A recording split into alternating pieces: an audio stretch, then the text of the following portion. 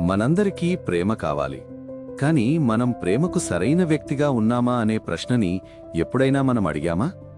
ప్రేమ అనేది అదృష్టం కాదు, అది ఒక స్కిల్. ఎవరైనా మన జీవితంలోకి రావాలంటే ముందుగా మనం డేట్ చేయడానికి పనికొచ్చే మనిషి కావాలి. చాలామంది అంటారు, నాకు సరైన మనిషి దొరకడం లేదు అని.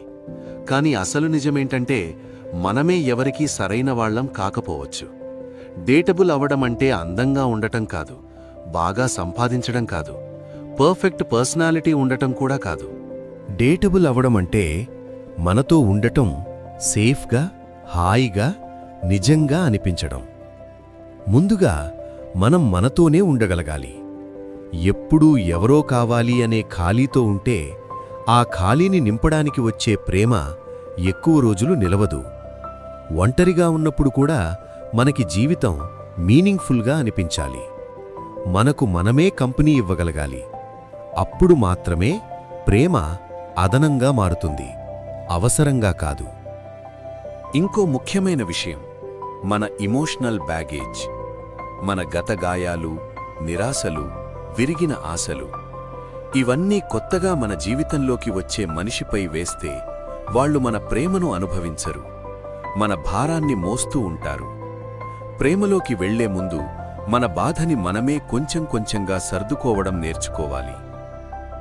పూర్తిగా హీల్ అవ్వాలి అనుకోకపోయినా సరే, నాకిదుంది అని తెలిసి ఉండాలి.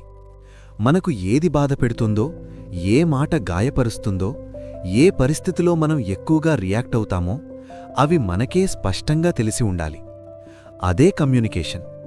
మన మనసులో ఉన్నదాన్ని దాచకుండా, మరో వ్యక్తిని తప్పుపట్టకుండా సూటిగా, శాంతిగా చెప్పగలగడం. ప్రేమ అంటే గాయాలు దాచుకోవడం కాదు, భారాలు మోపడం కాదు, ఒకరినొకరు అర్థం చేసుకుని తేలికగా ముందుకు నడవడం. ఇది ప్రేమలో ఆక్సిజన్ లాంటిది.